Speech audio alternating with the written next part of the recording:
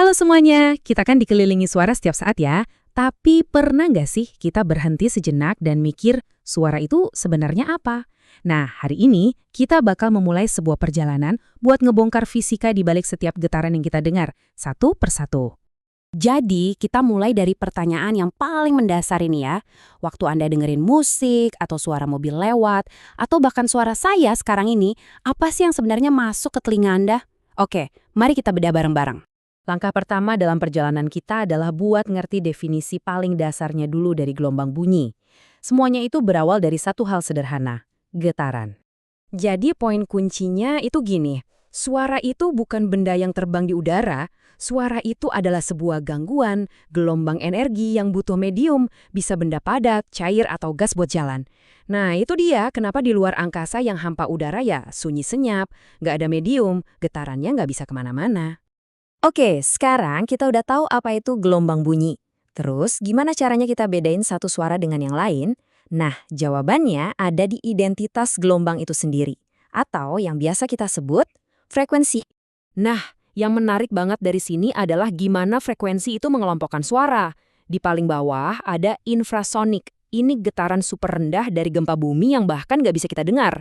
Di paling atas ada ultrasonik, frekuensi super tinggi yang dipakai kelelawar buat melihat dalam gelap. Dan persis di tengah-tengah ada audiosonik, rentang frekuensi yang pas banget buat kita, manusia, nikmatin musik dan obrolan.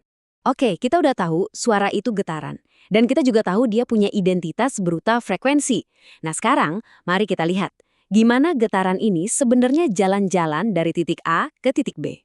Ini nih, aturan main suara yang nggak bisa ditawar.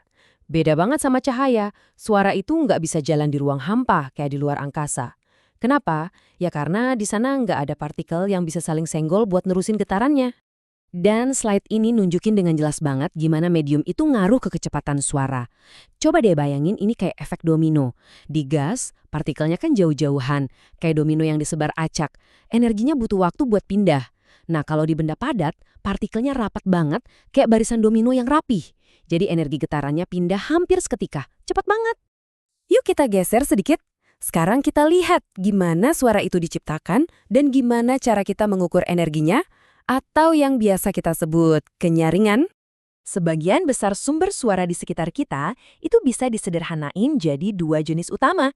Ada senar yang bergetar kayak di gitar atau biola, dan ada juga kolom udara yang bergetar di dalam pipa, contohnya kayak seruling atau organ. Nah, disinilah fisika ketemu sama musik. Pipa yang ujungnya terbuka, kayak seruling, itu bisa ngasilin rangkaian harmonik yang lengkap, makanya suaranya kaya dan cerah. Sebaliknya, pipa yang tertutup di satu ujung, coba deh bayangin niup di atas botol. Itu cuma bisa ngasilin harmonik ganjil. Perbedaan struktur simpel ini yang bikin tiap alat musik punya warna suara yang unik. Jadi, kalau kita ngomongin suara itu keras atau pelan, yang sebenarnya lagi kita bahas itu ya intensitasnya. Ini adalah ukuran seberapa besar tenaga atau energi yang dibawa sama gelombang suara itu. Dan kita ngukur intensitas ini pakai satuan desibel. Tapi, penting banget buat diingat, skala desibel ini logaritmik, yang artinya agak aneh. Kenaikan 10 desibel itu berarti suaranya 10 kali lebih kuat. Jadi suara 30 desibel itu bukan cuma sedikit lebih keras dari 20 desibel, tapi 10 kali lebih intens. Inilah kenapa suara yang kencang banget bisa cepat merusak pendengaran kita. Nah, sekarang kita sampai ke bagian yang paling seru nih, di mana suara nunjukin beberapa kelakuan yang benar-benar aneh dan kadang-kadang di luar nalar kita.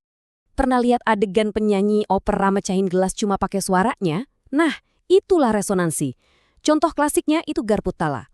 Kalau kita getarkan satu garpu tala lain yang identik di dekatnya bakal mulai ikut bergetar sendiri. Kayak sulap. Padahal itu cuma karena mereka punya frekuensi alami yang sama persis. Kita semua pasti pernah ngalamin ini kan? Suara sirene yang kedengeran tinggi banget pas mendekat, terus tiba-tiba jadi rendah pas jauh. Pertanyaan ini jadi pengantar yang pas banget buat fenomena kita selanjutnya. Ini dia jawabannya. Efek Doppler. Dan ini bukan berarti sirene ambulansnya beneran ganti nada ya. Sama sekali bukan. Ini semua cuma soal persepsi kita yang tertipu oleh gerakan. Yuk kita pecah lagi biar lebih jelas. Coba deh bayangin, ambulans itu seolah-olah melempar gelombang suara ke depan. Waktu dia melaju ke arah kita, dia ikut maju ke dalam gelombang yang baru aja dia ciptain. Akibatnya, gelombang di depannya jadi mampet dan rapet-rapet. Telinga kita nangkep gelombang yang mampet ini dan otak kita langsung nerjemahinnya sebagai nada yang lebih tinggi. Terus, begitu ambulansnya lewat dan mulai menjauh, kebalikannya yang terjadi.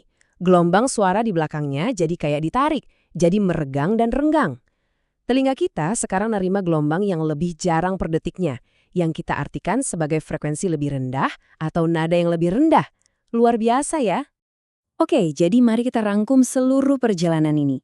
Suara itu lahir sebagai getaran, punya identitas dalam bentuk frekuensi, lalu merambat lewat materi, punya kekuatan yang kita sebut intensitas, dan bahkan bisa ngelakuin trik-trik aneh yang keren kayak resonansi dan efek Doppler. Sebagai penutup, saya mau kasih satu pertanyaan buat direnungkan. Coba bayangkan, kalau setiap obrolan, setiap lagu, setiap kebisingan kota itu menciptakan pola visual di udara sekitar kita, dunia ini bakal kelihatan seperti apa ya? Ini jadi pengingat buat kita semua, bahwa kita dikelilingi oleh dunia fisika yang tak terlihat tapi luar biasa dinamis. Terima kasih sudah mengikuti penjelajahan kali ini.